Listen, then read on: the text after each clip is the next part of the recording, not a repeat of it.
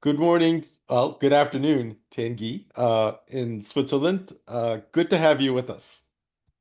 Thank you, Walter. I'm looking forward to the conversation.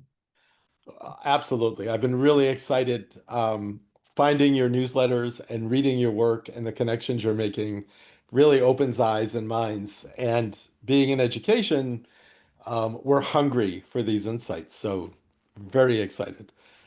For our audience, Tanguy Dulac is an editor-in-chief for We Are Human at Work, providing weekly insights for the sustainable world of work, which is so necessary right now. He's also a university lecturer on sustainable human capital management at the University of Fribourg in Switzerland, Mhm. and the CEO and founder of PeopleCentrics, a very busy man doing important work. Thank you for being with us. Thank you, Walter. So, a lot of the information that you're synthesizing is coming out of Deloitte's 2025 Global Human Capital Trends Report.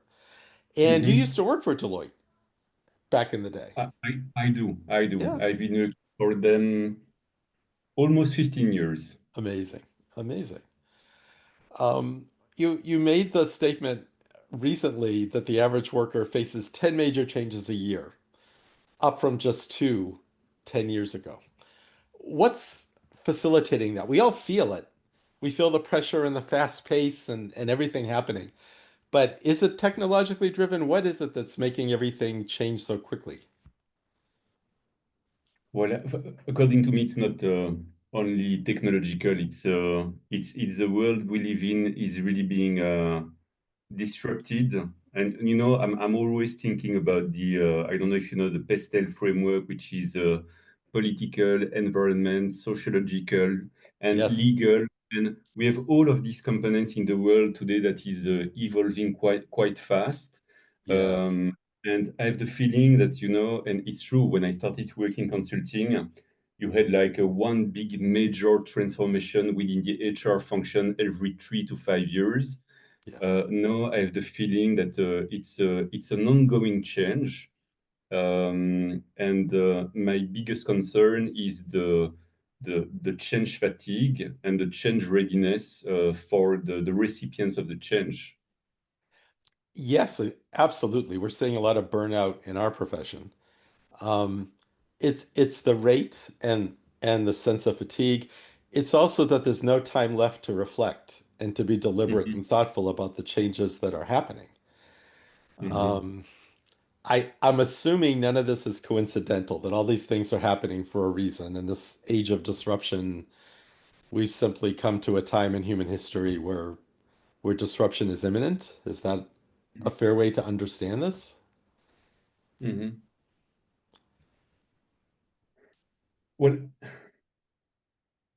yeah, I would say first around the statistics, it's quite concerning, and especially if you look around the statistics on health and well-being of newer generations entering the workforce. Yes. I think they are currently evolving in a very unsecure environment, and I know that we've been hearing a lot of young generations talking about anxiety and depression due to environmental changes. So it's clear that when you look on the one hand the external context, on the other hand there are in organization that may face uncertainty, ambiguity. It's a lot that we put on them, and it's clear that when you see that the highest proportion of the workforce that is being touched by health and well-being issues is actually the new generation entering the workforce, it's quite concerning. And also, on the other hand, when I look at the research on what are the skills for the future, Yeah. it's about agility and resilience, and I fully agree. But for me, the key question is ultimately how do we accompany people in building this resilience and agility? We cannot just throw them in the new context and ask them just be resilient, just be agile. No. I think the employer has a responsibility to play in helping the new workforce to succeed where the rules are not necessarily that clear compared to the past. It's so true. And It's fascinating to me. I've just recently retired, and the Worthy Educator is kind of a retirement passion project for me. But when I look back and I realize that these younger generations are being defined by the disruption and the anxiety, that Hmm. when in my generation, 60 years ago, it was just determined by a set number of years. It's no longer determined by a set number of years. Now it's determined by events and Hmm. traumatic events, and then our responses. And so in education, there's a lot of focus now on wellness because Yes. we need to take care of people. We cannot assume they come in whole and ready to fit into a system. So a lot of challenges and a lot of opportunities. Hmm. Um, you talk a lot about value as you continue to build out this case for the future of work. Nearly half of workers' time is spent on tasks that don't create value. What I always call busy work, where we need to file things and follow through on things and be accountable for certain routine things, but they're not creating value in the way that we're going to need to have this kind of resilience. How do Hmm. you see that? How do we get past this not creating value and being seen as cogs and not actually doing meaningful work? It's a good question. Well, I would say one thing would be to review, to remove all non-value added tasks and activities, and so that's where I believe that AI can really help. But Yes. when it comes to getting a sense of value, first, clearly, do you have the feeling that you have a meaningful job, and do you feel that you are contributing to a broader purpose? That's one thing. The second thing that I'm thinking also about the concept of I feel that my time is not value, or I don't have any value at work or from work. I think one of the big topic is the inability for people to actually have focus time. So you were talking about the fact that the average employee has 10 may experience up to 10 organizational changes a year. I have the Yeah. feeling that the employee may experience up to 100 distraction a day. And Yeah. I've read a couple of books saying that you absolutely need to put in your calendar space and time for focus work, and you need to find the right time. But I have the feeling, and I have the same. If I'm doing 100 tasks in a row, I finish my day totally drained. And I'm like, well, it was not a fulfilling day. But if I'm really blocking 2 3 hours of time and I say this really matters for me and I want to do it well, clearly, I think you have a greater sense of fulfillment and maybe a greater sense of doing value work. And meaning and fulfillment and well-being are all connected. It isn't Correct. necessarily the rigor of the job, it's that we feel like we're contributing in meaningful ways and making a difference. It's fascinating. And then you factor in this whole coming in of artificial intelligence, and you make this wonderful statement at one point. Would you stay in a job where your value is shrinking and your machine coworker is thriving? I mean, Hmm. that is the crux of what so many of us are feeling. Hmm. How do we think about that? I mean, we understand artificial intelligence can create efficiency and it is good and it's here to stay, but it seems like it's pushing up against the sense of feeling meaningful and feeling like we have well-being as humans.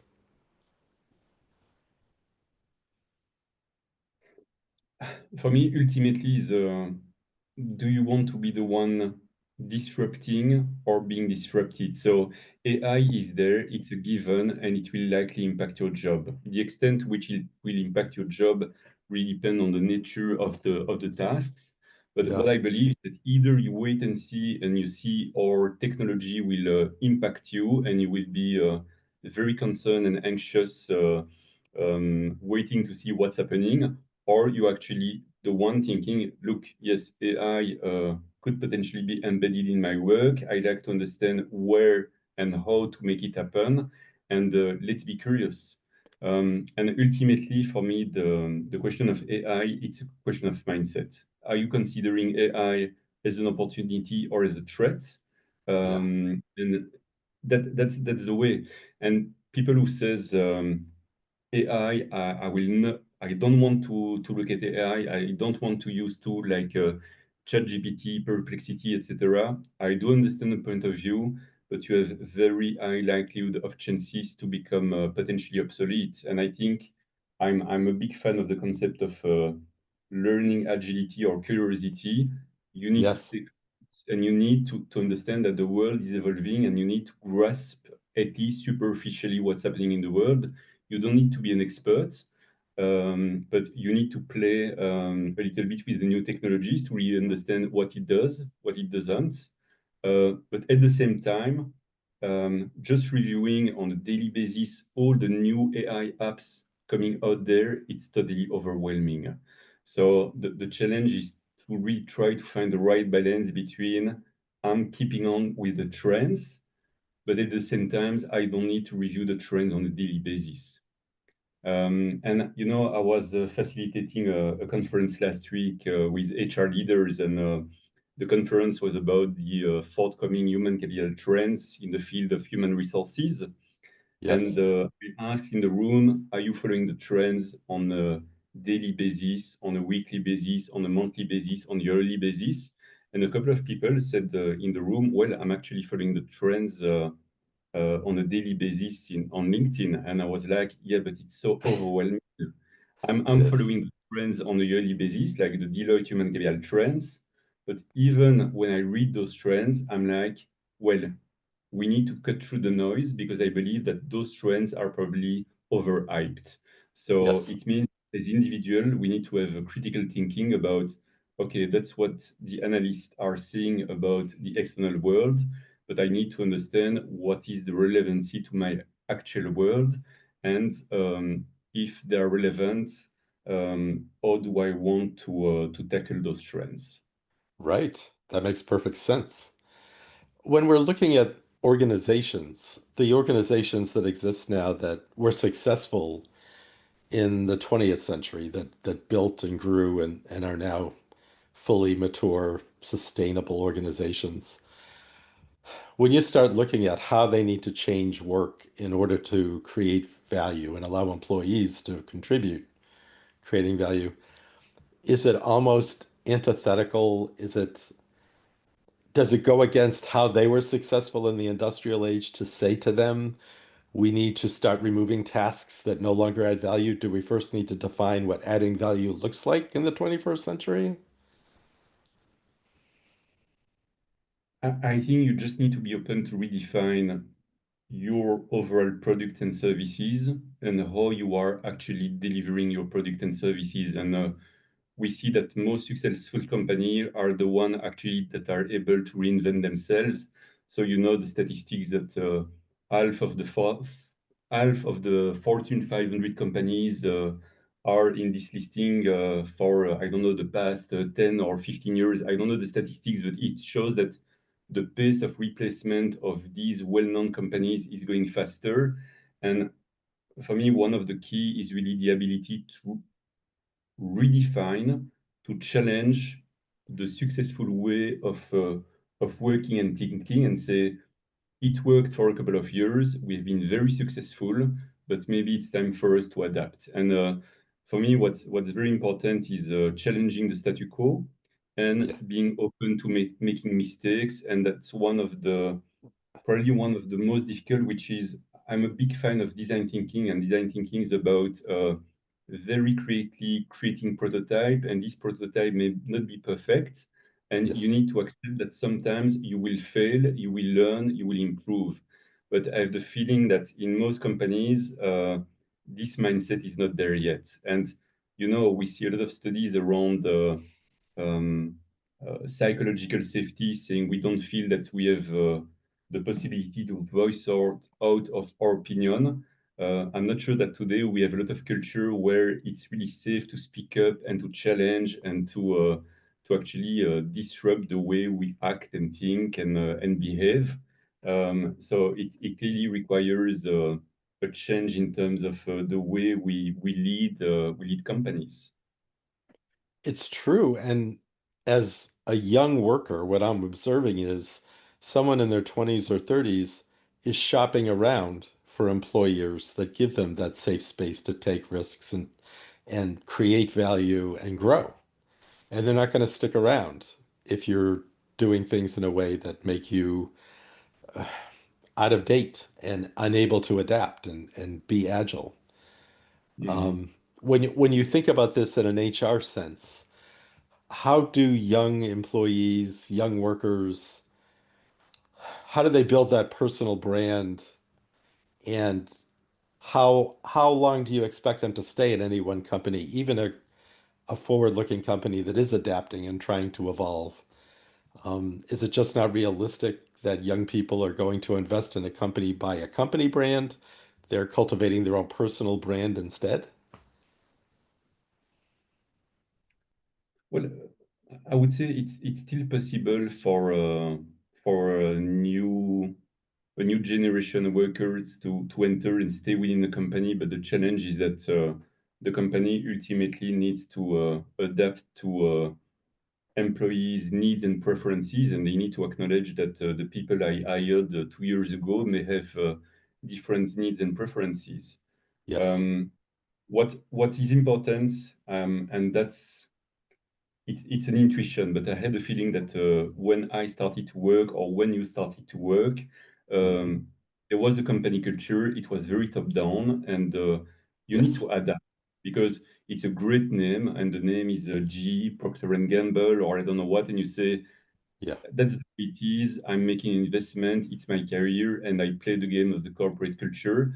Now I have the Right. feeling that the newer generations entering, they're a little bit clearer on what they value. So what are their values? And if at some point they start having incongruent signs between their values and what they see in the daily life of the company, that's where they start reassessing. So if I'm valuing integrity, innovation, and teamwork, and that's really why and how I want to work, I have the feeling that if you see that the company is not necessarily uh, playing the game that you have been promised during the recruitment section process, that's where the Yes. person says, I'm sorry, there is a conflict between my values and the value of the company, and I'm looking for the next one. And I have the feeling that this is a little bit more present, and are more likely to make a bold move and say, okay, I'm changing employer. In in in my past life, I would say you would just remain silent and you would learn and you would accept and you would say Yes. that's the way it is. You would, I think we were much more good soldier, but probably in the wrong sense. But it was like more a moral loyalty towards the employer. Right. No, that was my existence. Totally. I totally identify with that. So when you're talking to organizations and they're facing this reality,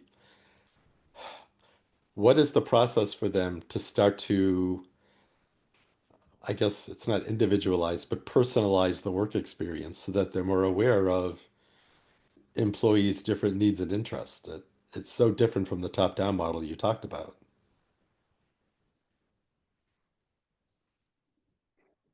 Well, I would say company, well, at least the companies in this part of the world, they are not there yet. I have the Yeah. feeling they're still struggling to not even to individualize, but to prioritize the services. So, which Okay. means in front of me, I have a very demanding workforce, and it's about having meaningful work, having compensation and benefits, having job security, valuing diversity, equity, inclusion.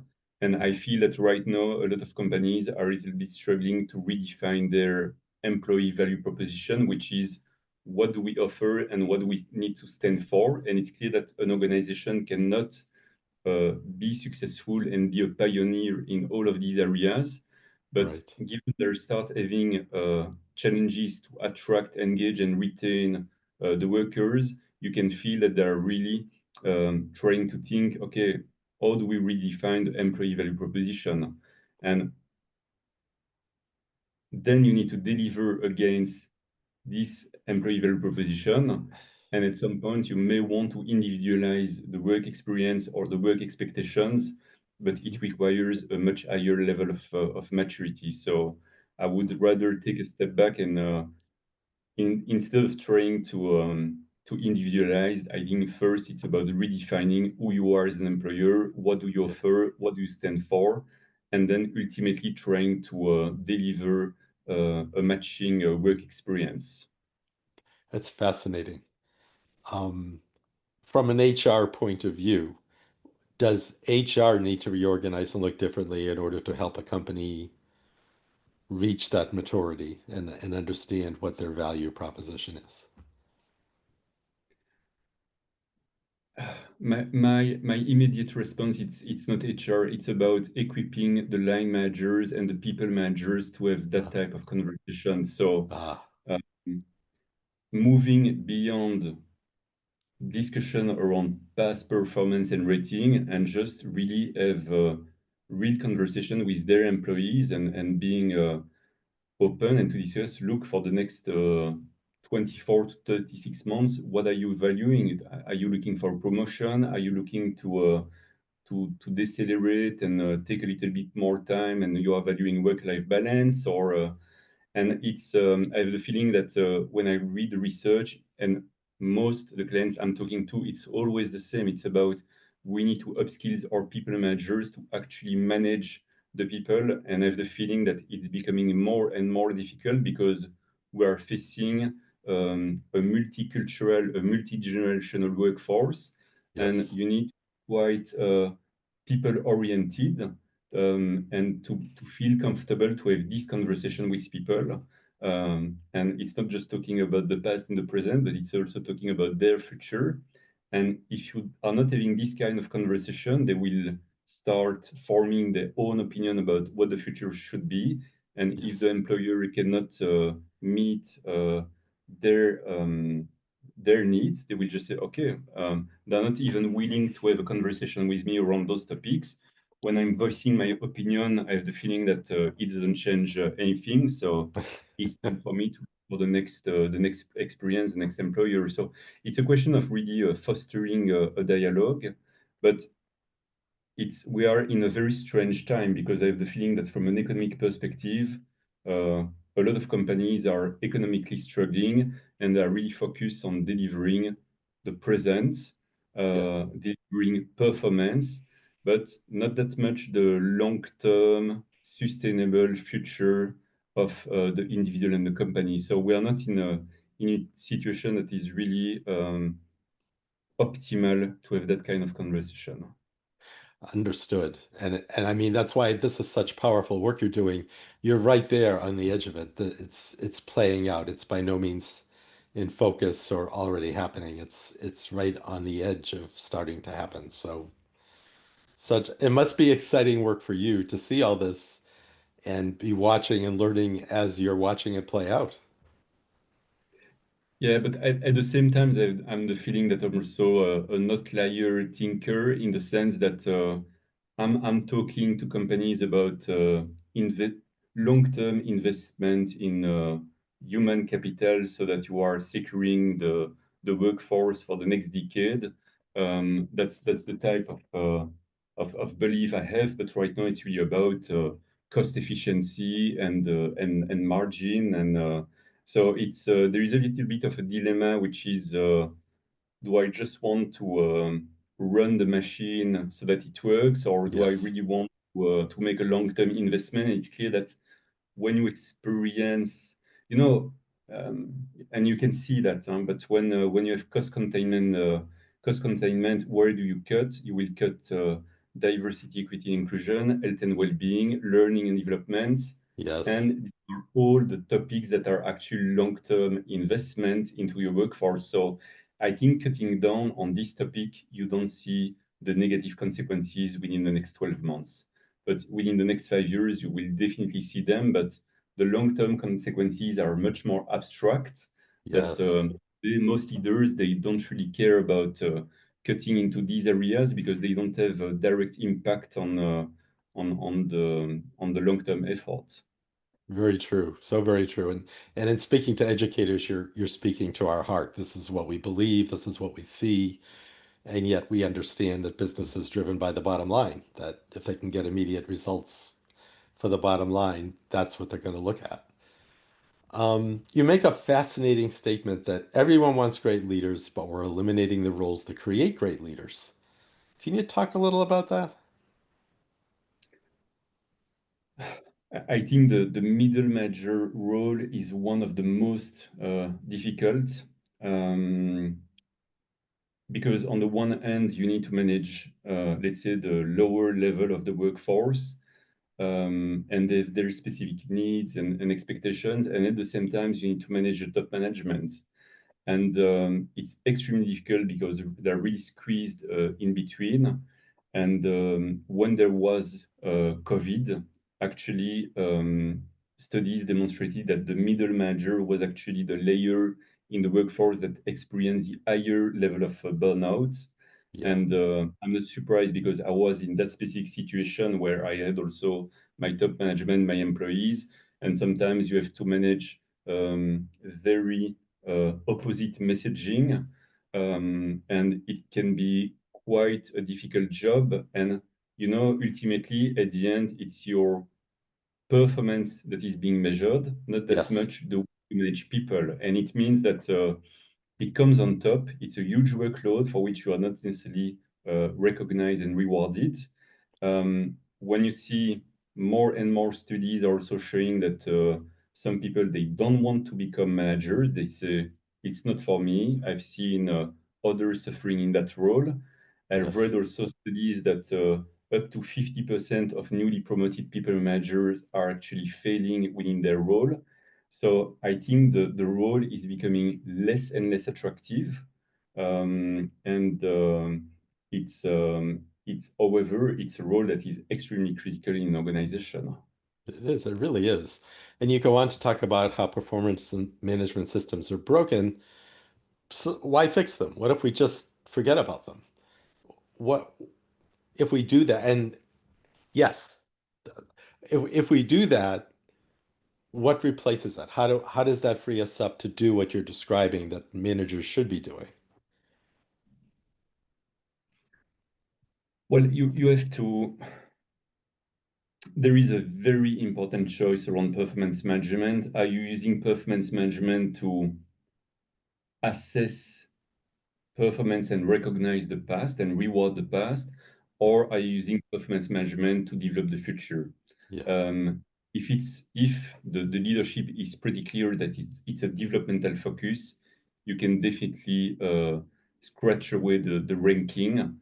Yeah. And I'm not saying that you will always experience high and low performers, but if ultimately it's about developing the workforce, why would you create a ranking-based system just to manage the extreme, which is my top 10% of performers and my top 2% of low performers? So it means that you are imposing a very frustrating system just to manage two parts of the normal curve. Yes. Um, and that's and it's a little bit the issue is that you put a system in place just to Mhm. manage the extreme or just to manage the outliers. Right. So, however, if the performance management framework is really there to measure performance, reward performance, then yes, you absolutely need to maintain the system, and you need to somehow discriminate the high, the medium, the low performers because that's the Mhm. way the organization is being structured. But what we know is that again, new generations entering the workforce, they don't care about having past conversation. They want developmental feedback about what can I do better in the future. And Yes. if you tell them that they need to spend a couple of hours discussing their ranking, and at the end, the bonus is less than 1% of their overall pay, they would say, I don't even see the value of spending and wasting time on this type of conversation, knowing that it's a very low amount of my total package. So I could see that when I manage people at Deloitte, uh, if they're interested into the outcome, it's just because there is a bonus and they want to know the amount. But Yes. ultimately, if there was no bonus, they would say, you know what, I'm not even interested to know my ranking. Yeah. And I see that all the time. Absolutely. And so education is going through the same kind of disruption. we've been guilty of the same kind of bell curve mentality and kind of letting people subsist in the middle and not really give everyone that kind of customized education they need based on their interest and skills and abilities. What would you say to us as the opportunities? Because we're all very excited as educators about the chance to improve the profession. We have spent most of our lives, this is the way it's done, this is the way it's always been done. And there may be real opportunities here to do things differently. And in light of this conversation, where the workforce is looking at disruption and opportunities to do things differently, what would you say to teachers about how we should be thinking of changing education to prepare young people to go into the workforce and be successful and fulfilled and have well-being? Well, I'm not sure well positioned to answer this, but one one one one area I'm thinking about this, I read an article from McKinsey about what are the skills of the citizen of the future, and it's about empathy, analytical thinking, critical thinking, cultural awareness. So Yeah, what I would be thinking about is that what are the skills that will definitely not become obsolete, even if AI is becoming 10 times more powerful. yes, These skills are the ones that are here to stay. And I would say, if we say, okay, these are the top 10 skills that will really help um, a young child or a teenager to become successful in this very complex world, I would say that's probably what we are trying, what we should try to train and educate them. And then I would work backward and say, is our curriculum still fit for purpose when we look at developing those competencies? And I have two kids, and I love to see what they're being learned in terms of knowledge, but I'm yes, not concerned about them not knowing. You know, you can super right, easily acquire knowledge. I'm right, very concerned about them acquiring competencies, and I would rather see them be put in situation where they need to practice and to behave and to learn rather than learning by heart 10 paragraphs around the Roman Empire, for example. It's very right. good to train, of course, the memory, but Sure. it's a challenge I see, which is clearly how do we prepare the next generation of citizen, the next generation of human, and what is the role of education that plays into that. And at the same time, if I'm taking more a business perspective, more and more organizations realize that high school and universities are not necessarily training the new employees with the right set of knowledge and competencies, and they say, you know what, you can join our company if you don't have a bachelor or master because we'll put you in our own academy or own university. And I Right. think really a clever way to say, which is if the system is not fit for purpose, let's develop our own and let's create our own talent. And I would say that's if politics or education are not self-regulating themselves, ultimately other stakeholders will take action so that we can compensate the potential gaps. And I think that's what we're facing.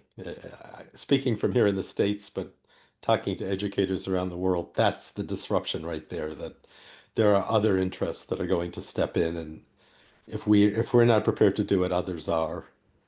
One final question, in all of this is should we be thinking beyond the traditional school with brick and mortar building and bringing everybody into one facility? Should we be thinking more about apprenticeships and mentorships out in the community where students are learning instead of sitting with one teacher for a year at a time, actually being more mobile and flexible? And does that help us customize learning in a different non-industrial way? Uh, Easy question, I know. They're easy. oh, Yes. it's not easy because when I moved to, I'm coming from a very traditional background and mindset, Yes. and we moved to Switzerland. I very quickly realized that doing university is not like necessarily the top of the game. And Switzerland is a country where you value as much a banker than a plumber. So it means that you don't have a sense of hierarchy in the level of sophistication of studies. Yes. So for me, that was a first a first learning. The second learning I've seen is that we have industries with very specialist craftsmanship, like the watches and stuff like that. And actually, Switzerland is already pretty advanced in terms of um, traineeship and apprenticeship. So it clearly make me think different that. You don't necessarily need to go to the higher and best universities to get the best salary and the most rewarding and fulfilling career. I think Yes. Switzerland is a country where they realize that you can be fulfilled in a lot of different jobs, and not all jobs require that kind of conceptual university background and graduates. And Yes. so, yes, I think we need to redefine. So, I would say what are the competencies, the skills and competencies that we need to train? What should be the best curricula and the best delivery method? And then is the delivery method is a webinar, a book, an apprenticeship, or a combination of all of that. Ultimately, if the person is able to acquire that specific set, it makes a job. But ultimately, it's about, as I said, it's about challenging the statu quo and being able to say our model has been working perfectly for the past 5 decades, and we can see some cracks in the current system, and we need to adapt. Absolutely. Um, I can't thank you enough. This conversation is so important in education, and being informed by the working world is critical. Without it, we're doing two different things and it's not connecting. Um, any final words of wisdom for us as we continue? We're definitely excited to continue to follow your newsletter and have this ongoing conversation. But anything we haven't covered that you'd like to say to educators?